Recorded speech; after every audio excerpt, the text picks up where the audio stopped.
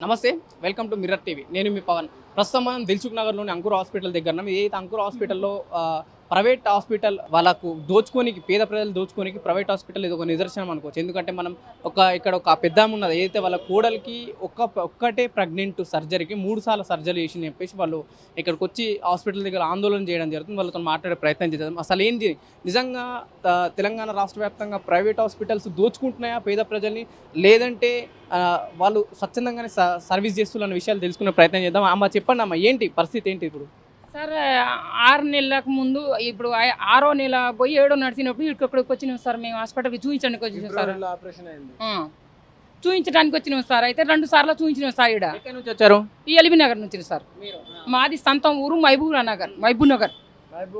మహబూబాబాద్ మాది అయితే అక్కడ నుంచి ఇక్కడికి ఉంటాను నా కొడుకు ఇక్కడ ఉంటా అంటే ఈ నుంచి ఇక్కడికి చూపించడానికి వచ్చినాం సార్ అయితే 2 సార్లు చూపించినాం అయితే నార్మల్గా డెలివరీ చేస్తారా మేడం అంటే నార్మల్గా చేస్తామని చెప్పారు సార్ నార్మల్గా చేస్తామని చెప్పినప్పుడు ఇక ముందు రోజు వచ్చే ఇవాళ డెలివరీ డేట్ ఇవాళ సాయంత్రం వచ్చారంటే 9ంటికి వచ్చేసినాం నైటు 9ంటికి వచ్చేసినప్పుడు డోస్ వేసేసారు డెలివరీ హాస్పిటల్లో డోస్ వేసేసారు పొద్దున ఆపరేషన్ అయింది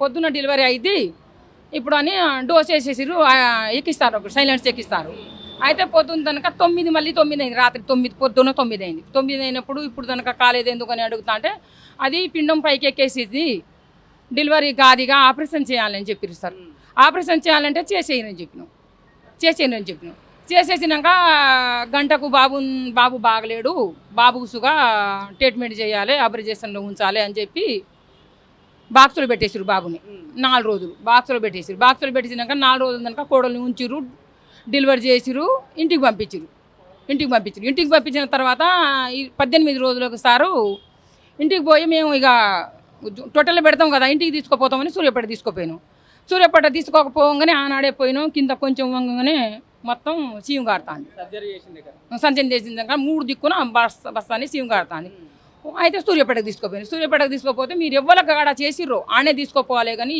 మా కాడ వద్దు అని వాళ్ళు చెప్పేసారు సూర్యాపేటలో ఉన్న హాస్పిటల్లో చెప్పేసినప్పుడు ఎమ్మటే కార్ తీసుకొని ఇక్కడికి వచ్చేసినాం సార్ ఇక్కడికి వచ్చేస్తే అమ్మ ఇది రోజు ఇది చేయాలి టెస్టింగ్ చేయాలి అయితే తక్కువ అయిపోద్ది అని చెప్పి 2 నెలలు టెస్టింగ్ చేశారు రోజు 11ంటికి వస్తాడు నా కొడుకు 2ంటికి ఇంటికి వస్తాడు హాస్పిటల్ రావాలి డైలీ రోజు 2 నెలలు వచ్చిండు 2 నెలల తర్వాత మళ్ళీ ఆపరేషన్ చేయాలమ్మా ఇది మా తక్కువ కావట్లేదు చీము మళ్ళీ ఆపరేషన్ చేయాలంటే చేయరు మేడం అని చెప్పినాం మళ్ళీ ఆపరేషన్ చేసి 2 నెలలు ఓపెన్లో ఉంచిరు సార్ ఓపెన్లో అట్నే మన టీచింగ్ చేయకుండా ఓపెన్లో ఉంచినాక ఎందుకు మరి ఓపెన్లో ఎందుకు ఉంచలేనంటే అది చీము తగ్గుతలేదు అది తగ్గినాక కుట్లు వేస్తామని అన్నారు కుట్లు వేసిందనక 2 నెలలు అయింది 2 నెలల తర్వాత మళ్ళీ ఎట్లా అవుతుందని మేము ఒక 5-6 తీసుకొచ్చి అడిగినాం మేము వేరే హాస్పిటల్కి వెళ్ళి తీసుకుపోతాం మరి మీరు ఇట్లా ఎందుకు చేస్తారు 6 నెలల కానుంచి మీకు మాకు ఇట్లా ఎందుకు సేవ పెడతారని చెప్పి అడగటానికి వస్తే మీరు 10 సంవత్సరాల దానిక బాగు చేసే బాధ్యత మాది మేమే వేరే హాస్పిటల్లో పెద్ద డాక్టర్లు ప్లాస్టిక్ సర్జరీ వాళ్ళని గాంధీ హాస్పిటల్ నుంచి వేరే హాస్పిటల్ నుంచి 4-3 హాస్పిటల్ పేరు తీసుకున్నారు సార్ వాళ్ళు తీసుకున్నాక హాస్పిటల్లో తీసుకొచ్చి మేము బాగా చేయిస్తామమ్మా ఆపరేషన్ చేయిస్తాం మళ్ళీ ఆపరేషన్ చేస్తామని అన్నారు చేయని తీసుకొచ్చినాం ఎట్లా చేసినప్పుడు అలా డబ్బులు కట్టించుకున్నారా కట్టుకున్నారు అన్ని కట్టినాం 3 సార్లు అయితే 3 సార్లు కట్టించుకున్నారు అయితే ఇప్పుడు సారి కట్టలే ఇప్పుడు చెప్పేసారి కట్టలే ఇక చెప్తున్నా కదా అయితే మళ్ళీ ఇంకోసారి ఆపరేషన్ చేసి మళ్ళీ ఓపెన్లో ఉంచిస్తారు 15 రోజులు ఓపెన్లో ఉంచి ఇక ఓపెన్లో ఉంచినాక ఎందుకు సార్ మరి ఓపెన్లో ఉంచుతారు మరి పిల్ల పరిస్థితి ఎట్లా అన్నం తింటలేదు కక్కుతాంది వాంతింగ్ అవుతుంది జ్వరం వస్తుంది కడుపులు నొప్పి అంటుంది అని అంటే అమ్మ రేపేస్తామని చెప్పి 3వ నాడు కుట్లేసి 15 రోజులకు 3వ నాడు కుట్లేసిన తర్వాత తెల్లారి నుంచి ఈయన పిక్కుంటాంది నేను చచ్చిపోతాను ఎప్పుడు అన్నదో మత సూది వేసేసాడు డాక్టర్లు మత సూది వేసేసినప్పుడు నా కొడుకు పోయి కాళ్ళ మీద పడి ఏడుస్తాడు ఏంది మరి మా పరిస్థితి ఏంది ఇట్లా చేస్తారు మేము అడిగినా నేను వేరే హాస్పిటల్కి తీసుకుపోతాను అడిగిన సుఖం మీరు ఇట్లా చేస్తారు ఎందుకు మేము వేరే కాడ పంపిస్తలేరు అని అంటే ఈయన మేనేజ్మెంట్ ఉన్నాడట ఆ సార్ ఏం చెప్పిండు ఇగో నా పిల్లడానికి ఆపరేషన్ అయితే స్టీమ్ వస్తే వీడి నుంచి కోస్తే ఆడికి పోయింది డాబా మీదకి పోయింది స్టీమ్ నేనే టెస్టింగ్ చేసుకొని 3 నెలల తర్వాత నేనే బాగా చేసుకున్నా అశోకు బాగా అవుతుంది టెన్షన్ పడకు మీరు ఎందుకు తొందరపడతారు మీరు ఎందుకు ఇట్లా చేస్తారు అని చెప్పేసినాక కూట్లు వేసిన తర్వాత మూడో నాడు కూట్లు వేసిన తర్వాత మొత్తం కక్కేసింది. కక్కిన తర్వాత గ్యాస్ డాక్టర్కి పిలిపించుకొచ్చారు.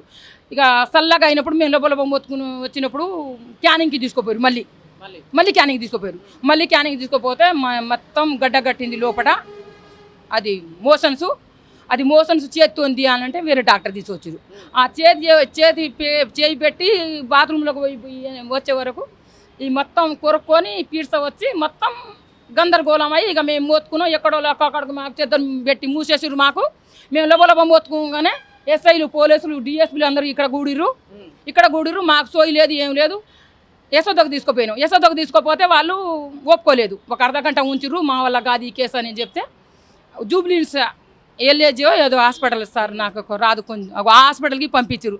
ఆ హాస్పిటల్కి పంపించినాక 7 రోజుల కనుక కోమలం ఉంది. ఈడ నుంచి పైపు పెట్టి ఇది పెట్టిరు, ఈడ నుంచి పెట్టి సూదులు పెట్టిరు. ఇక ఆ దాంట్లో ఉంచి ఆక్సిజన్లో ఉంచి ఇక మాకెవరకు గుర్తుపడతలేరు. ఇప్పుడు 65 కేజీలు ఉన్న పిల్ల 40 కేజీలకు వచ్చింది. ఎవరికి బిడ్డకు గుర్తుపడతలేదు, ఆపరేషన్ అయిందని గుర్తుపడతలేదు, అత్త అని గుర్తుపడతలేదు, ఏం లేదు. కాదమ్మా, ఇప్పుడు మీరు ప్రెగ్నెన్సీ డెలివరీ కోసం అని హాస్పిటల్కి వచ్చారు.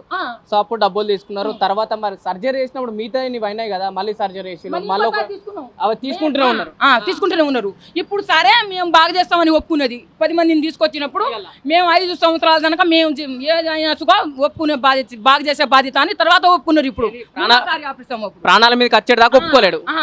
అయితే ఇగో మొత్తం ఈ నాలుక కొరక్కొని మొత్తం నెత్తురు వచ్చి ఇక అసలు కోమలకు పోయి సోయి లేకుండా పడినప్పుడు ఎసదొగ్గేసుకోపోతే వాళ్ళు ఒక గంట సేపు తర్వాత మేము ఇక్కడ ఒప్పుకోము తీసుకోపోనంటే అదే అంబులెన్స్లో వాళ్ళు ఆ హాస్పిటల్లో పోయి వేసి వచ్చిన తర్వాత ఆడ 20 రోజులు ఉంచిర్రు.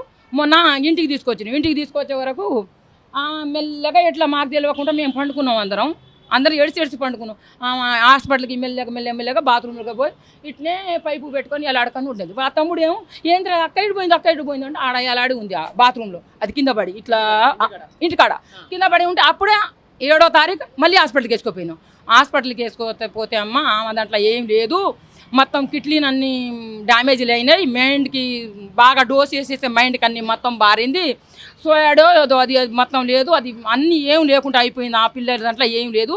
రోజుకు 16,000 సూదులు సాయంత్రం పొద్దున వేయాలి అని చెప్పి 80,000 సూదులు రాసిండు. ఆనాడు డిశ్చార్జ్ అయిన నాడు 50,000 రాసిండు. ఇచ్చిర్రు 50,000 సూదుల బుడ్లు ఇచ్చిర్రు.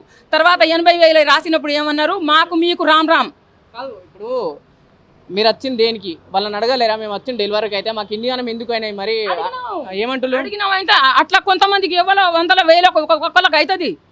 ఎందుకమ్మా మీరు ఇంత తొందర పడతారు, ఎవరికి ఒక్కొక్కరికి అయితేనే ఉంటుంది. మిమ్మల్ని బెదిరించిలా? అన్ని రికార్డింగ్ ఉన్నాయి సార్, మా కాడ అన్ని రికార్డింగ్ ఉన్నాయి.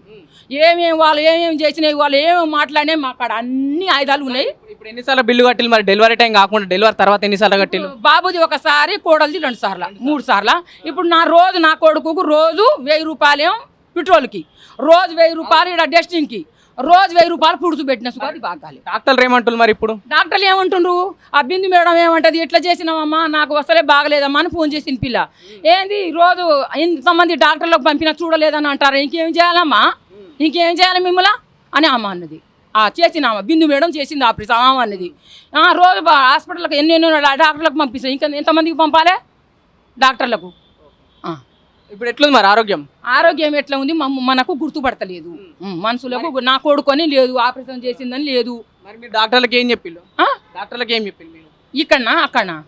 ఇక్కడ డాక్టర్లు మాట్లాడతారు కదా ఇప్పుడే, ఇంకేం చెప్పలే.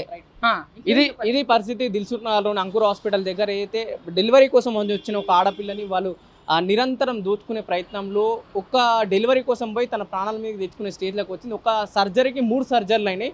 దాంట్లో తన పూర్తి ఆరోగ్యం దెబ్బతిని ప్రాణాపాయ స్థితిలో ఉన్న ప్రస్తుతం హాస్పిటల్లో వాళ్ళ అత్తమ్మ మనతో ఆవేదన వ్యక్తం చేయడం మనం చూస్తున్నాం. ఎందుకంటే చాలా వరకు ఎక్కడ చూసినా ప్రైవేట్ హాస్పిటల్లో వాళ్ళు నిరంతరం దోచుకునే విధంగానే మనకు కనిపిస్తూ ఉన్నాయి. కెమెరామెన్ శ్రవణ్తో పవన్, మిర్రర్ టీవీ, హైదరాబాద్.